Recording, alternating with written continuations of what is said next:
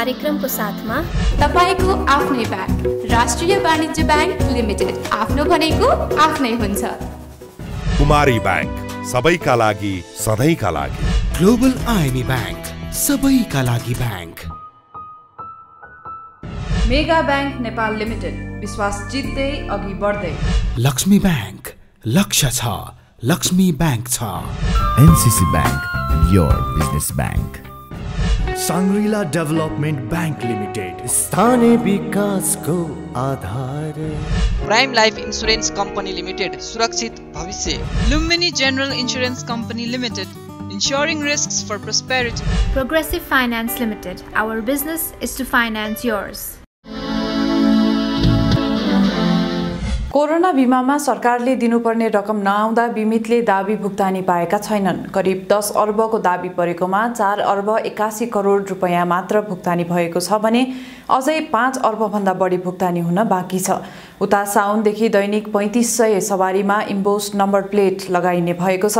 नेपालमा दर्ता भएका सबै किसिमका सवारीको संख्या करिब 40 लाख रहेकोमा हालसम्म 6000 सवारी साधनमा मात्रै उक्त नम्बर प्लेट जडान गरिएको छ। नमस्कार, कार्यक्रम अर्थको आजको श्रृङ्खलामा म आकांक्षा उपाध्याय स्वागत गर्दछु।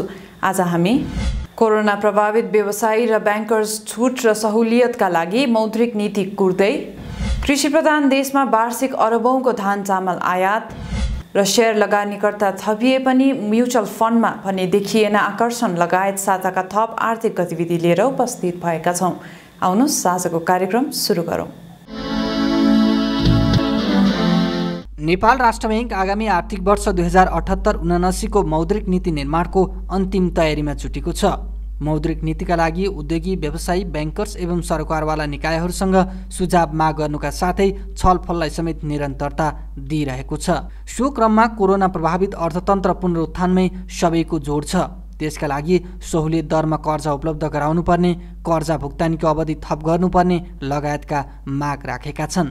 अब छिट्टै छलफल सकेर साउनको पहिलो साता मौद्रिक नीति सार्वजनिक गर्ने राष्ट्र ब्याङ्कको योजना छ। केही क्षेत्र बाहेक धेरै चाहिँ पुनरुत्थान भइसकेको अवस्था थियो। दोस्रो लहरले फेरि हामी लकडाउन गरेको स्थिति, धन्य 2 महिनासम्मको लकडाउनले फेरि धेरै क्षेत्रहरू प्रभावित भएको अवस्था छ।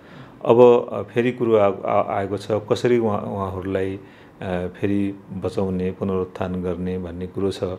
अब गएको वर्ष त ब्याङ्किङ क्षेत्रले धेरै एउटा भार बोकेको थियो, धेरै ब्याजमा घटाउनेदेखि लिएर भार बोकेको थियो। तर अब अहिले थप भार बोक्न सक्छ कि सक्दैन, वित्तीय स्थायित्वको कुराहरू पनि छन्।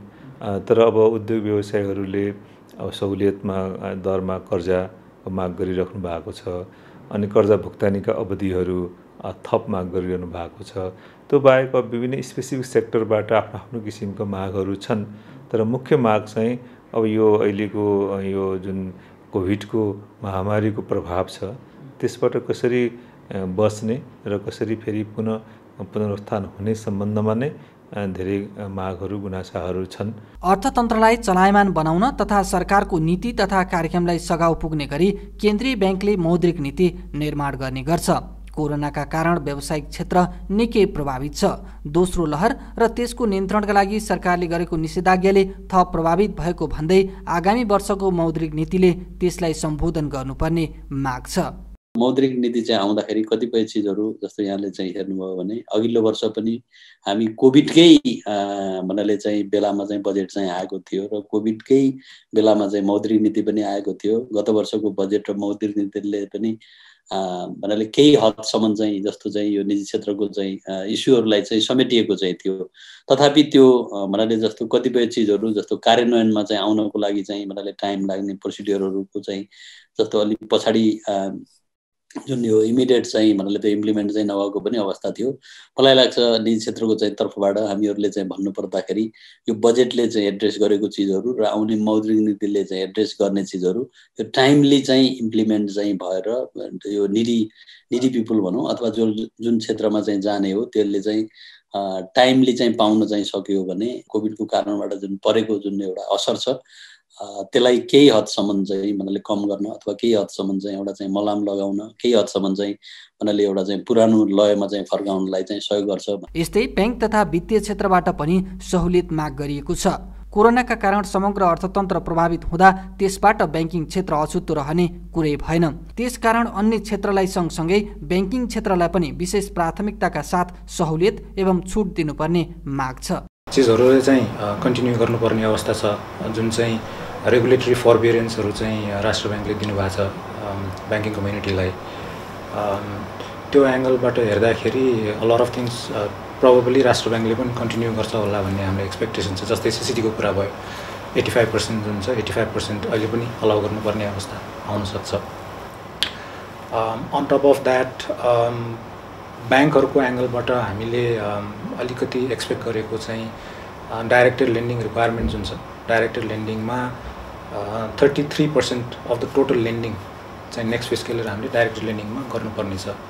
आउट अफ द्याट अब एनर्जीको रिक्वायरमेन्ट छ, एग्रोको रिक्वायरमेन्ट छ, त्यसपछि यो एसएमई अप टु 1 करोड रुपियाँको रिक्वायरमेन्ट छ। इन्डस्ट्रीमा नै हेर्दाखेरि चाहिँ ब्याङ्कहरू यसमा डेफिसिट भएको चाहिँ अवस्था छ।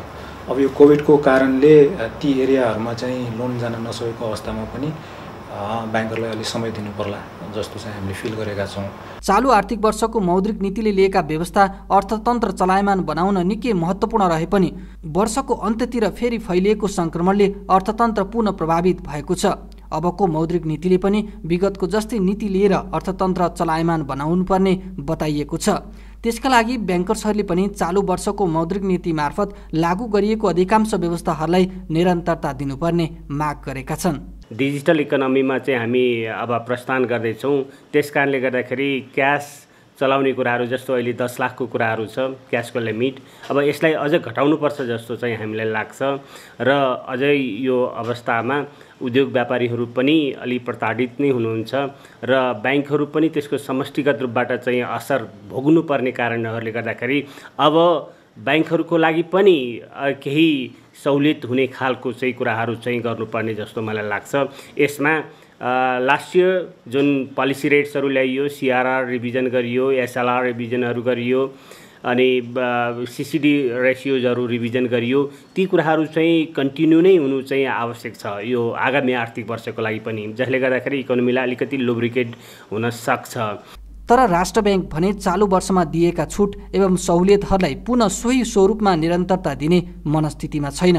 मौद्रिक नीति मार्फत दिएका औजारहरू पुनः दिएर संरक्षण गर्दा वित्तीय प्रणालीमा जोखिम निम्तने चिन्ता व्याप्त छ।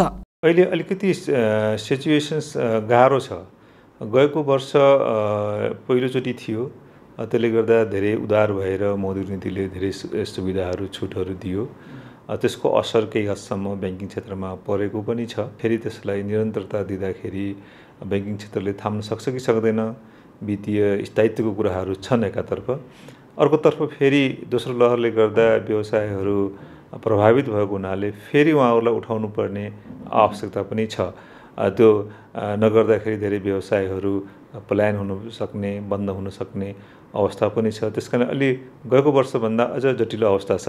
अर्कोतर्फ फेरि हामी आर्थिक सूचकहरू हेऱ्यौँ भने पनि पोहोरको मौद्रिक नीति आउँदै गर्दाखेरि देश लकडाउनमै थियो, तर ब्याङ्किङ क्षेत्रमा तरलता प्राप्त थियो। तरलता धन्ने 200 अरब बराबरको अधिक तरलताको स्थिति थियो भने यसपटक तरलतामा कमी आएको छ पोहोरको तुलनामा, जसले गर्दाखेरि हिजो जस्तो लचक भएर हैन ब्याज दरहरू आफै बजारमा जुन किसिमले ब्याज दरहरू घटेको थियो त्यो अवस्था अलिक गाह्रो हुन्छ कि कठिन हुन्छ कि भन्ने जस्तो पनि देखिन्छ। कोरोनाको दोहोरो मारमा परेका उद्योग व्यवसायको संरक्षण गर्दै अर्थतन्त्रलाई चलायमान बनाउनु अहिलेको प्रमुख दायित्व हो। त्यसमा राष्ट्र ब्याङ्क कतिको उदार बन्छ त्यो भने प्रतीक्षाकै विषय छ। भर्खरै प्रस्तुत गर्यौं मौद्रिक नीति सम्बन्धी सामग्री। अबको पालो ब्रेक।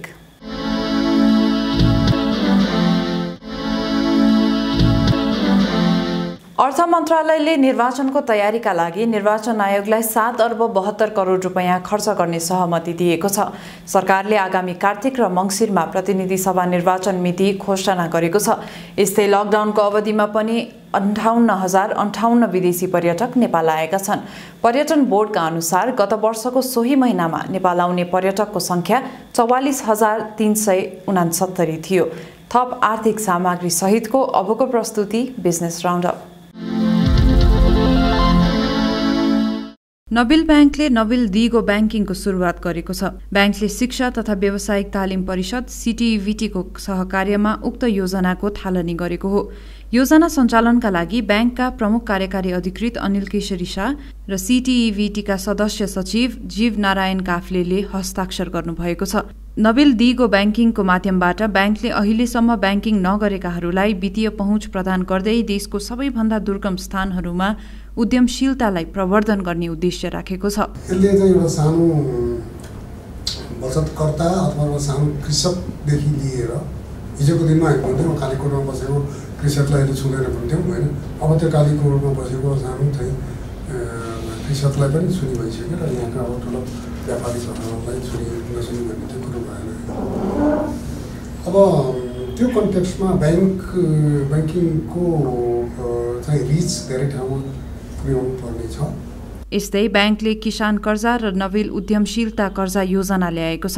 CTVTबाट सिप सिकेकाहरूलाई आफ्नो व्यवसाय सञ्चालनका लागि सहयोग गर्न यो योजना ल्याइएको ब्याङ्कले जनाएको छ। यस योजना अन्तर्गत फर्म दर्ता गरेर व्यवसाय गर्नेलाई 25 लाख रुपैयाँसम्म ऋण उपलब्ध गराइने बताइएको छ। उद्यमशील कर्जा अन्तर्गत 1 लाखदेखि 1 करोडसम्म ऋण उपलब्ध गराइने ब्याङ्कले जनाएको छ।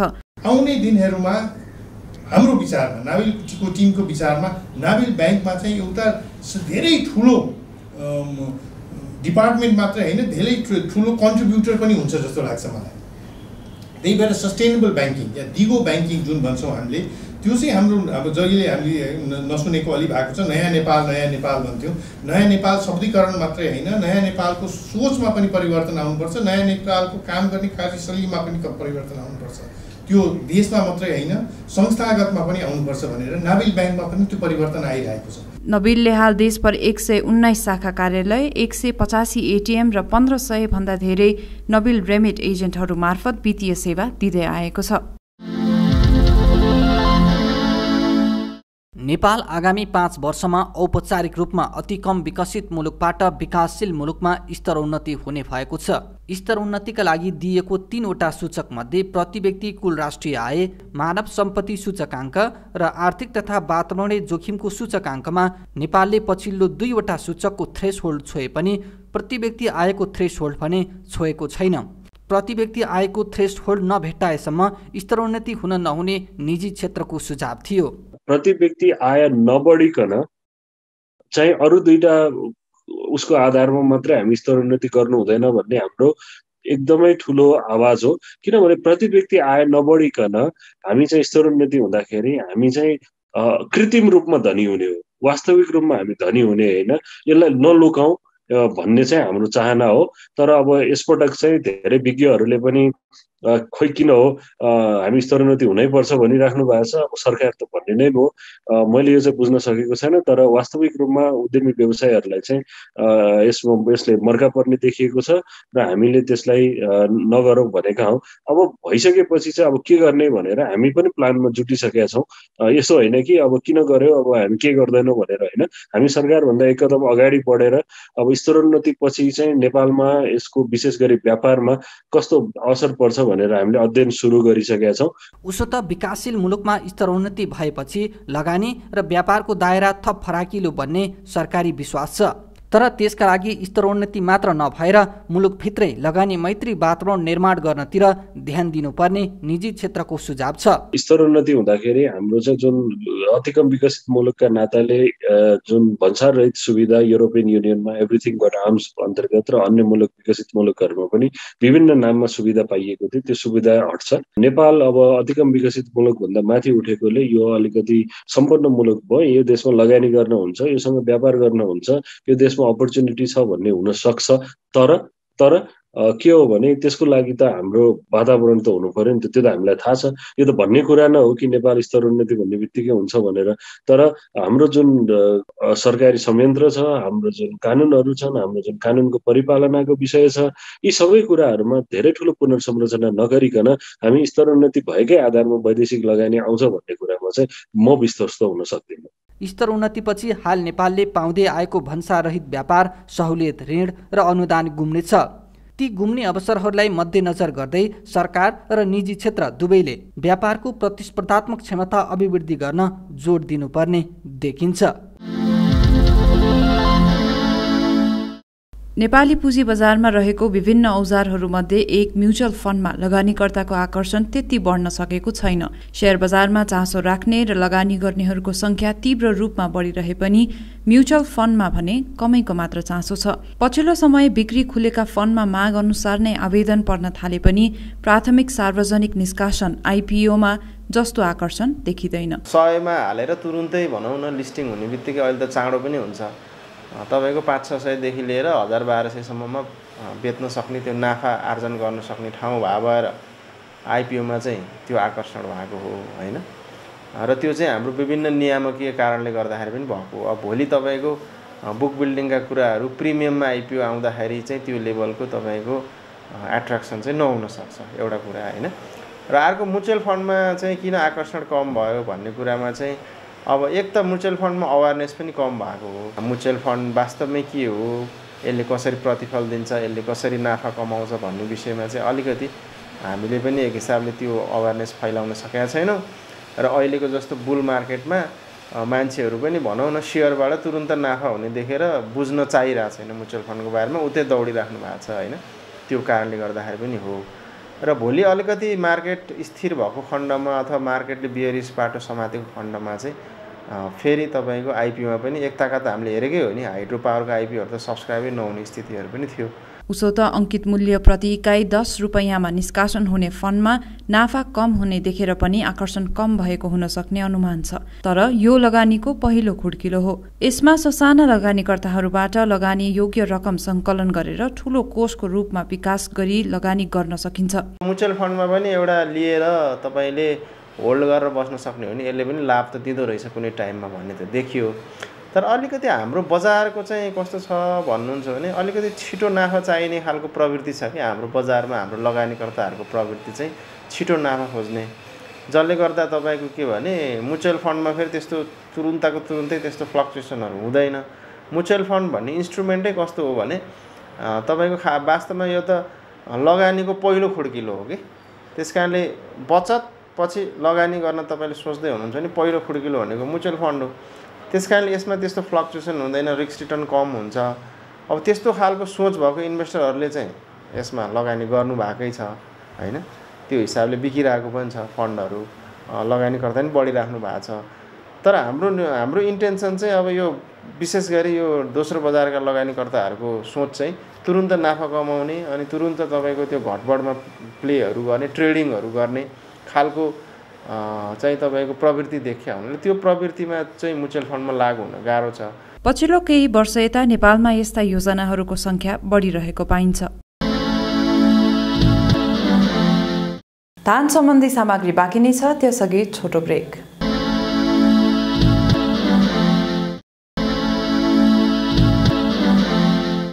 कुनै बेला चामल निर्यात गर्ने नेपालमा धानको उत्पादन र उत्पादकत्व वृद्धि हुन नसक्दा वर्षेनी धान चामलको आयात बढ्दो छ।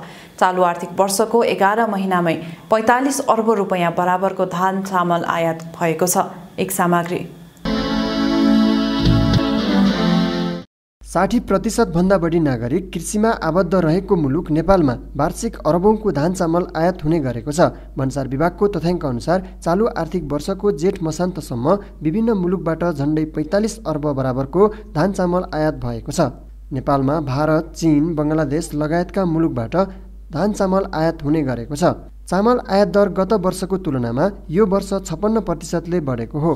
पछिल्लो अवस्था हेर्ने हो भने विभिन्न सामग्रीहरूको कृषि जन्य उत्पादनको आयात भएको देखिन्छ। जस्तै भनौँ न आलुको पनि आयात भएको देखिन्छ, दाल गेडागुडीहरूको आयात भएको देखिन्छ, त्यस्तै गरेर मकैको आयात भएको देखिन्छ, धान चामल, भटमासका दाना, भटमासको कच्चा तेल अनि कच्चा पाम तेलको पनि आयात भएको देखिन्छ। खास गरेर नेपाल कृषि प्रधान देश हो, यहाँ चाहिँ धानको उत्पादन हुन्छ र त्यसको उपभोग पनि अब हाम्रा चाहिँ नेपाली उपभोक्ताहरूले चामलको उपभोग गर्छन्। तर अब फरक फरक क्वालिटीको चामलहरूको उपभोग गर्ने पनि यहाँ अवस्था भएको विभिन्न होटलहरू अथवा यो टुरिस्टहरूको लागि पनि उच्च स्तरका क्वालिटीका चाहिँ चामलहरू आयात हुने गरेको हुनाले यो आयातको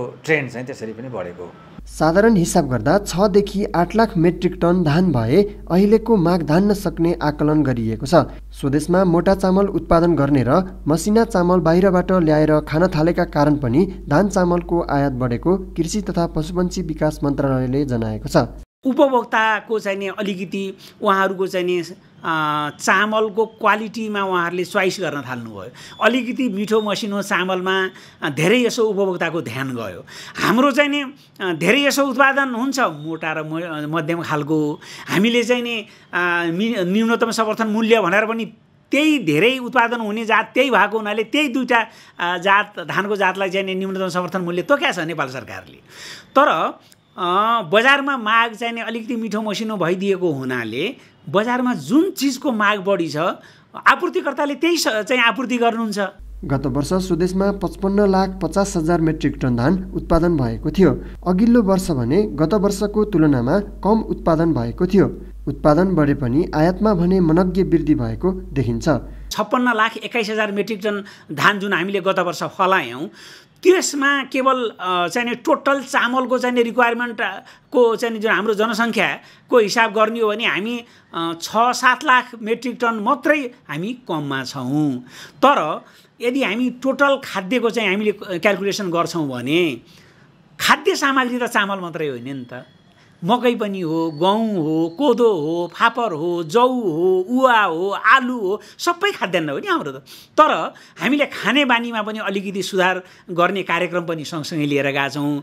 हामीले चाहिँ भात मात्रै खाएर त्यो स्वास्थ्यलाई पनि राम्रो गर्दैन र चाहिँ कुनै पनि दृष्टिकोणबाट चाहिँ त्यो चाहिँ राम्रो होइन भन्ने खालको एउटा एवेरनेसको कार्यक्रम पनि सँगसँगै लगेका छौँ हामीले। सरकारले आर्थिक वर्ष 2078-79 को बजेटमा 5 वर्षको अवधिमा धान उत्पादनमा आत्मनिर्भर हुने लक्ष्य लिएको छ।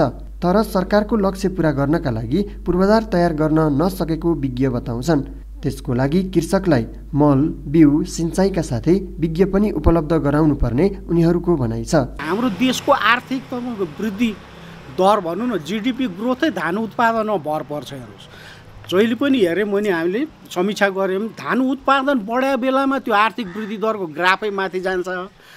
धान उत्पादन घट्यो भने तल आउँछ।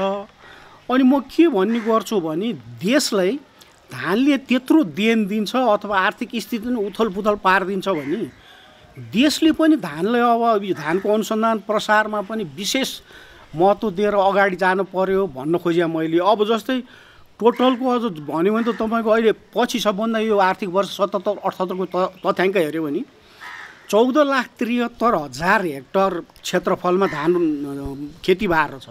अर्थतन्त्रमा कृषि क्षेत्रको योगदान महत्त्वपूर्ण छ। सरकारी तथ्याङ्क अनुसार अर्थतन्त्रमा कृषि क्षेत्रको योगदान 28% छ। कृषिजन्य वस्तु आयात प्रतिस्थापन गर्नका लागि सरकारले कृषिमा दिने अनुदान रणनीति परिवर्तन गर्नुपर्ने बताइएको छ। झन् त 50 अर्बको त्यो चामल चाहिँ नि आयात गर्न थालेछौँ हामीले। अब कस्तो पहिला निर्यात गर्ने अहिले आयात गर्ने त्यो त भयावह स्थिति हो।